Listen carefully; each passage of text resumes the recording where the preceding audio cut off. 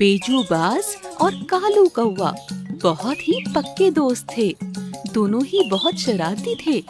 शरारत करते समय वे ध्यान ही नहीं रखते कि उनकी शरारत से किसी को क्या नुकसान हो सकता है। दोनों दिन भर एक दूसरे के कंधे पर हाथ रखे मोहल्ले भर में आवारागर्दी करते थे। कभी फूलों वाली चिड़िया की फूलों की टोकरी उलट देते, कभी फलों वाली चिड़िया के ठेले से फल चुराकर खा जाते, कभी चूड़ी बेचने वाली चिड़िया की चूड़ियां तोड़ देते। जंगल के सारे पक्षी उनसे बहुत परेशान थे। एक दिन सभी पक्षी मिलकर उनकी माताओं के पास गए। फूल बेचने वाली चिड़िया दुखी होकर बोली, रानू, तुम्हारे बेटे ने मेरी फूलों की टोकरी उलट दी, जिससे कई फूल धूल में गिरकर खराब हो गए। मेरा कितना नुकसान हो गया। चूड़ी बेचने वाली चिड़िया रोते हुए बोली, मेरे नुकसान हुआ। मैं कितनी मेहनत से चूड़ियां बनाती हूँ और उन्हें बेचकर अपना घर चलाती हूँ। फल बेचने वाली चिड़िया गुस्से से बोली, ये दोनों मेरे फल चुराकर खा जाते हैं। सुनकर बेजूबाज की माँ रानू कहती है, हम खुद अपने बच्चों की शरारतों से परेशान हैं। जब ये दोनों साथ होते हैं तो और भी बड़ी मुसीबत बन जाते हैं।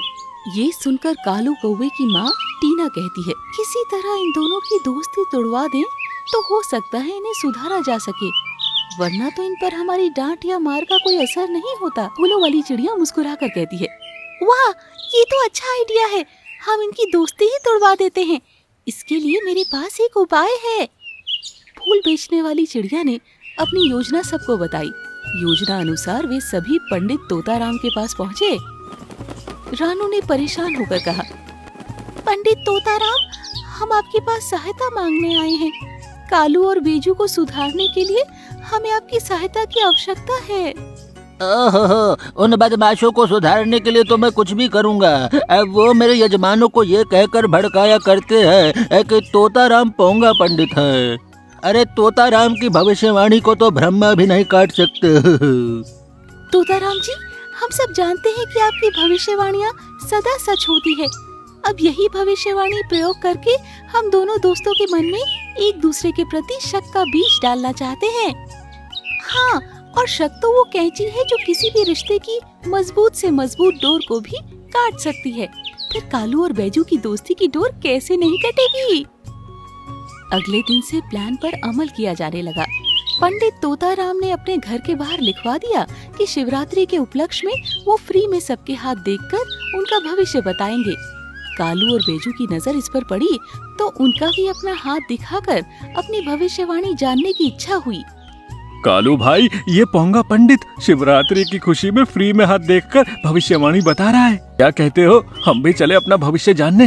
हाँ दोस्त, चले चलते हैं। सुना है ये पोंगा पंडित बहुत ही सच्ची भविष्यवाणियाँ करता है। अरे दूर दूर देश से पक्षी इससे अपना भविष्य जानने और जन्म पत्री बनवाने आते हैं। अरे बहुत पैसे इकट्ठा करता है अपने यजमानों से। हाँ, तोताराम ने पहले बेजू को अपने कमरे में बुलाया। कुछ देर उसका हाथ देखने के बाद बोले, अरे वाह वाह वाह बैजू, तुम्हारे भाग में तो अत्यधिक धन का योग है। तुम्हें कोई अनमोल रत्न मिलने वाला है जिसकी कीमत बहुत ही ज्यादा होगी।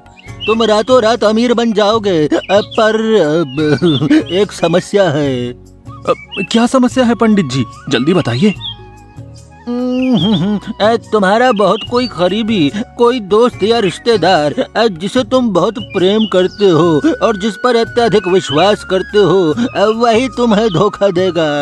इसीलिए वो रत्न तुम्हें मिलकर भी तुमसे छिन सकता है, अतः सावधान रहना। ये सुनकर बेजू परेशान हो गया। तोताराम ने उसके मन में शक का बीज बो दिया था। इसके बाद कालू भी अपना हाथ दिखाने आया। अरे वाह वाह वाह कालू, तुम्हारे भाग्य में तो अत्यधिक धन का योग है। तुम्हें कोई अनमोल रत्न मिलने वाला है जिसकी कीमत बहुत ही ज्यादा होगी। अरे तुम रातों रात अमीर बन जाओगे। पर एक समस्या है। क्या समस्या है पंडित जी, जल्दी बताइए। तुम्हारा कोई बहुत करीबी, कोई दोस्त या रिश्तेदार जिससे तुम बहुत प्रेम करते हो और जिस पर अत्यधिक विश्वास करते हो, वही तुम्हें धोखा देगा। इसीलिए वो रत्न तुम्हें मिलकर भी तुमसे छिन सकता है, अतः सावधान रहना। ये सुनकर कालू परेशान हो गया। तोता राम ने उसके मन में भी शक का बीज बो दिया था। बैजू भाई, तुम्हें पोंगा पंडित ने क्या बताया? अरे सब बकवास बताया। कह रहा था तुम्हारे साथ कुछ बुरा होने वाला है। मुझे भी कह रहा था कि तुम्हारा एक्सीडेंट होने वाला है। इस प्रकार दोनों दोस्तों ने एक दूसरे से सच्ची भविष्यवाणी छुपा ली। पहली योजना सफल हो चुकी थी। अब बारी थी आगे की योजना पर अमल करने की। जंगल में भोलू कबूतर की गहनों व रत्नों की दुकान थी। वो अपनी दुकान के बाहर आकर जोर जोर से रोने लगा। क्या हुआ भोलू, तुम रो क्यों रहे हो?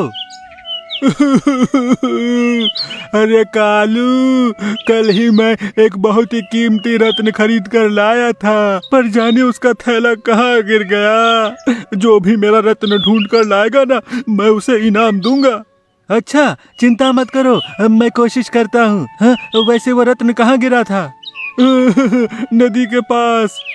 फिर क्या, कालू और बेजू दोनों नदी की ओर उड़ चले। पंडित तोताराम की भविष्यवाणी सच हो गई थी। उन्हें कीमती रत्न मिलने वाला था। भला जिसे रत्न मिल जाएगा, वो थोड़े से इनाम के लिए उसे भोलू को वापस क्यों करेगा?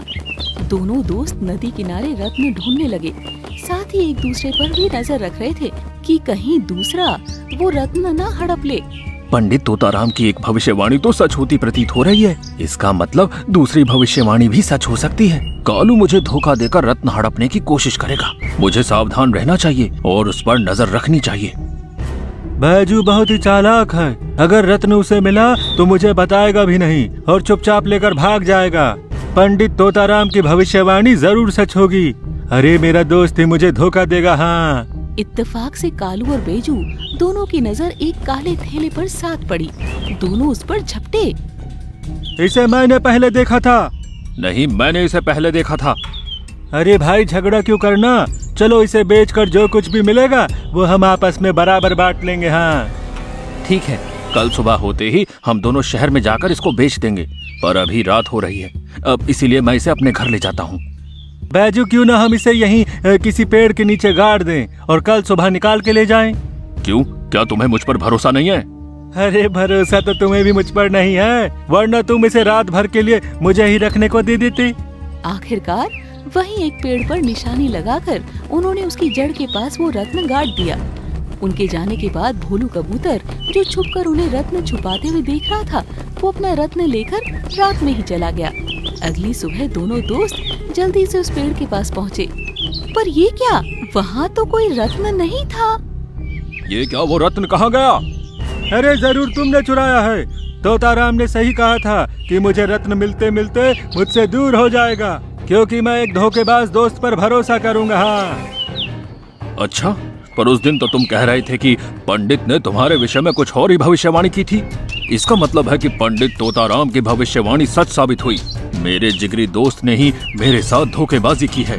कालू कौवा और बेजू बाज एक दूसरे पर दोषारोपण करने लगे और आपस में लड़ते लड़ते पूरी तरह घायल हो गए।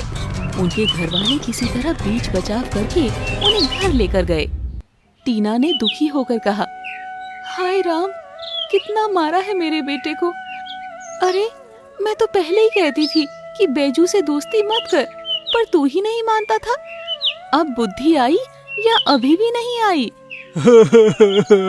माँ, मैं कसम खाता हूँ जो आज के बाद कभी बैजू का मुंह भी देख लूं। अरे आज से मैं तुम्हारी हर बात मानूंगा। हाँ। उधर रानू ने अपने बेटे को समझाया, हे भगवान, कितना मारा है मेरे बेटे को, देखो तो सही। मैं तो हमेशा कहती थी कि उसकी दोस्ती मत कर, पर तू मेरी सुनता ही कहाँ था। मुझे माफ कर दे माँ, आज के बाद मैं तेरी हर बात मानूंगा और उस कालू से दोस्ती तोड़ दूंगा।